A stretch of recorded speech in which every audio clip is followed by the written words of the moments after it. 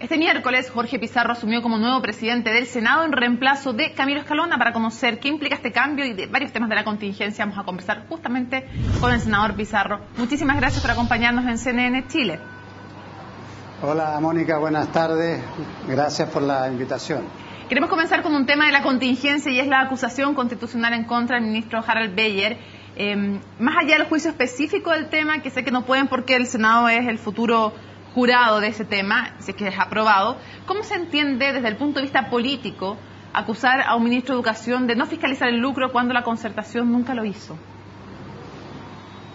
Bueno, la atribución que tiene la Cámara de Diputados de fiscalización y de entablar acusaciones constitucionales es el instrumento que les permite a los diputados plantear una acusación en contra de una autoridad por los méritos que ella tiene, o por acción o por omisión, en el sentido de no cumplir cabalmente con sus obligaciones.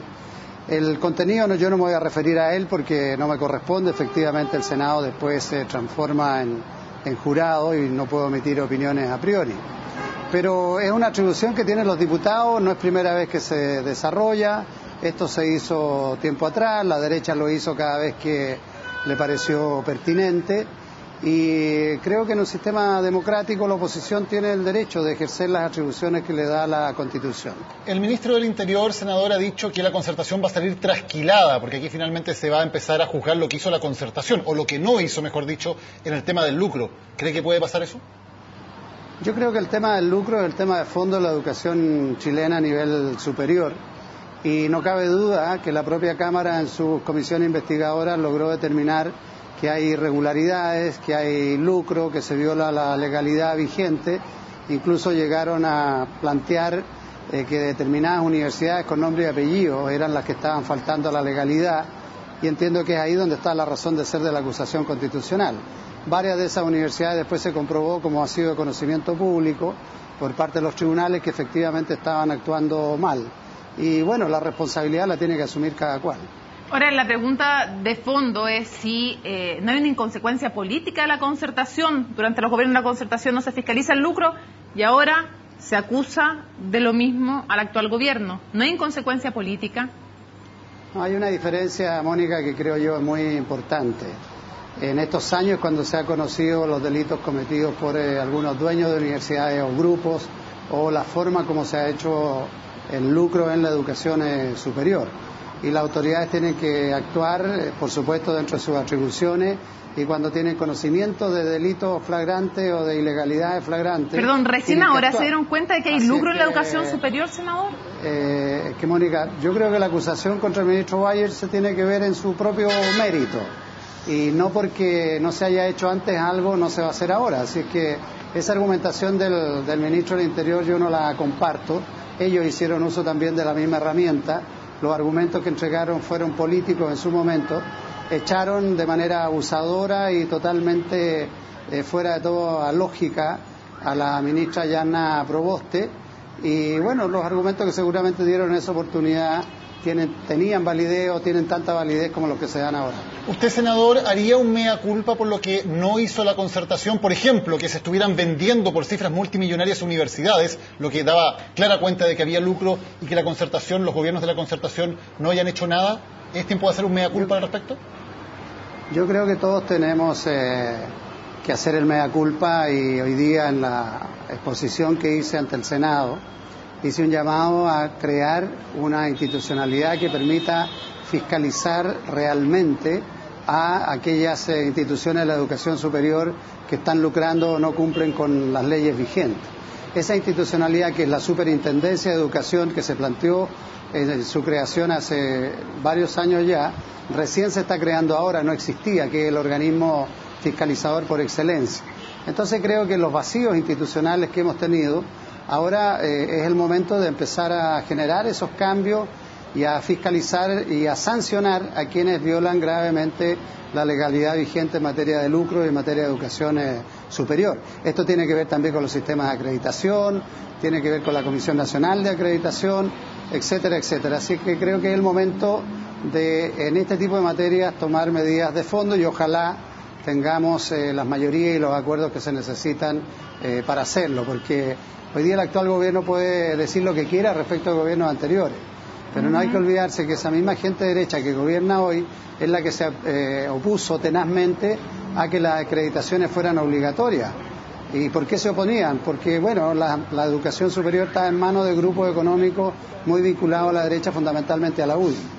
Senador, eso desde el gobierno, pero desde la propia concertación, Andrés Velasco sostuvo que esta acusación constitucional no le soluciona el problema a la gente, pero lo que más llama la atención es que dice que es, esas son sus palabras, otra mala práctica de la política. ¿Qué le responde usted a Velasco? Yo le pediría primero que supiera exactamente en qué consiste la acusación constitucional. Segundo, que si tiene algunas dudas podría consultar con los propios parlamentarios, los diputados que han presentado la acusación. Y tercero, sería bueno que el propio Velasco también responda por lo que fue su gestión como ministro, porque a lo mejor, como tú bien decías recién, él nunca supo o tuvo información de que se generaban, como decías recién, traspasos millonarios en algunas universidades. Tal vez él podría haber actuado en su momento también con mayor celo, con mayor prolijidad. Es fácil criticar la acción de otros, es fácil sacar un titular agrediendo a otros, incorporándose a lo que es la crítica que se hace despiadada al uso de las atribuciones fiscalizadoras que tiene la Cámara. Yo creo que hay que ser más cuidadoso porque un candidato a presidente de la República como Velasco, que es un tipo serio, que fue ministro de Hacienda, que ha formado parte de todos los gobiernos anteriores de la concertación, también tiene que responder por sí mismo. Senador, usted asume la presidencia del Senado hoy y lo hace claramente en un año electoral, en un año de campaña para usted que tiene que buscar la reelección, pero también, por cierto, para la oposición que quiere volver a la moneda. ¿Cuál es el rol de un presidente del Senado en un año de campaña y cómo se evita que se use ese cargo con fines de campaña? En lo institucional, a mí lo que me corresponde es hacer un trabajo de coordinación y de dirección con todos los senadores en la relación que tenemos con el Ejecutivo respecto de la agenda legislativa.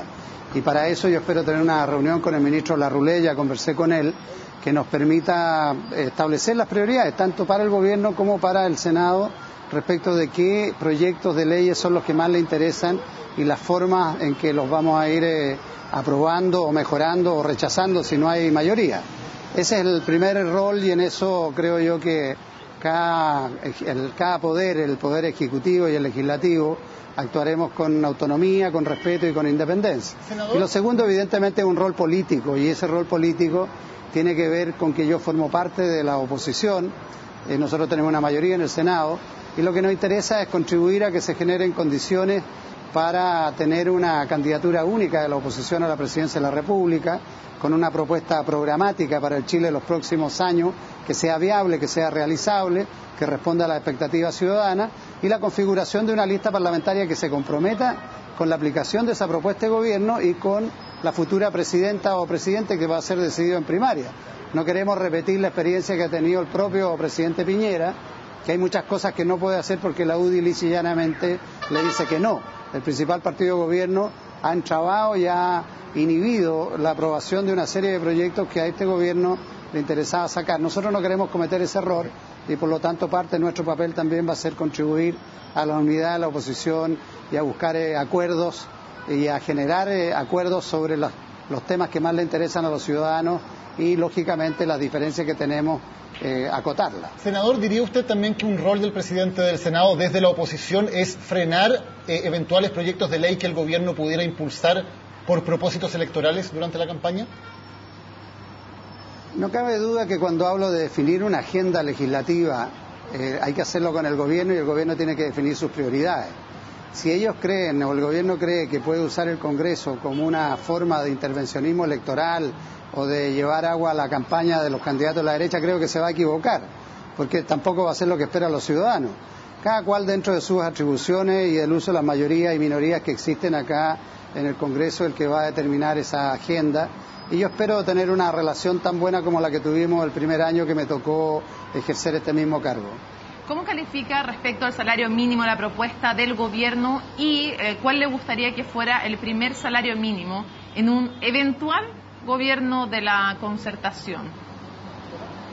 Yo creo que el propio gobierno se pisó la cola, como dicen, cuando el presidente Piñera anunció el bono y el salario mínimo sobre 200.000 pesos, porque las expectativas que se generaron son altas.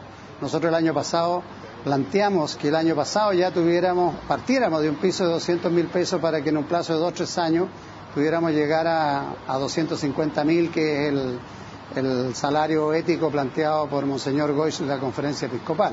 Creo que ese esfuerzo de país hay que hacerlo y buscar un entendimiento con los trabajadores, con los actores económicos, con el mundo gremial, empresarial, para que efectivamente los chilenos puedan tener un salario mínimo más alto, que recupere poder adquisitivo y que sirva de base para mejorar las remuneraciones del sector empresarial, del sector económico más importante, o de las empresas más grandes, que todavía tenemos sueldos bajos, tenemos ingresos que no siempre son estables, el empleo todavía es precario y tenemos que avanzar en condiciones para negociaciones colectivas de los trabajadores más equilibradas entre empresarios y trabajadores.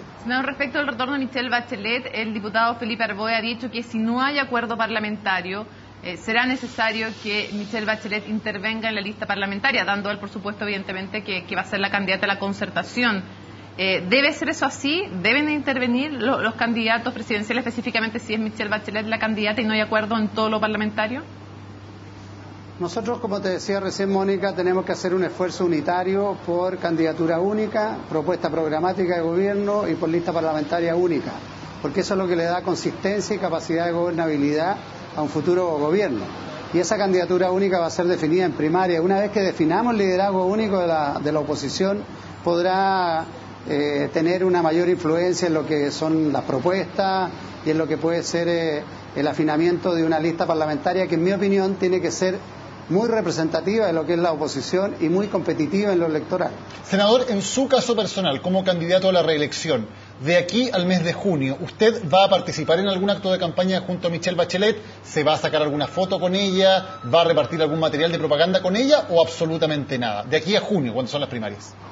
Yo voy a participar como corresponde en la campaña de las primarias, voy a promover las primarias, voy a promover la unidad de la oposición, voy a promover la competencia entre los distintos candidatos, voy a promover la candidatura de Claudio Rego, que es el candidato del Partido de la Democracia Cristiana, y voy a promover el entendimiento por sobre todas las cosas y actuar en positivo.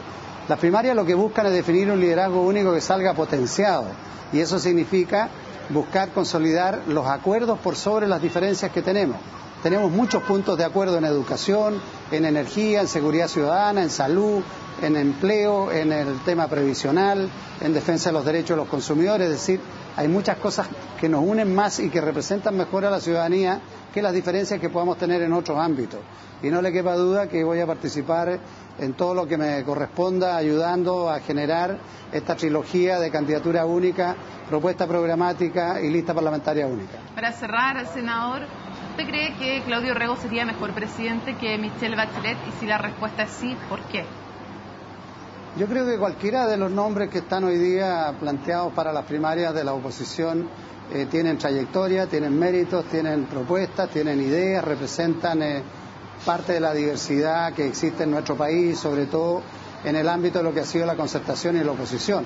Y seguramente se sumarán otros más. Van a ser los chilenos los que van a determinar quién nos va a liderar. Senador Jorge Pizarro, muchísimas gracias por acompañarnos en CNN Chile. Gracias, buenas tardes. Gracias por la invitación, Mónica y Gonzalo.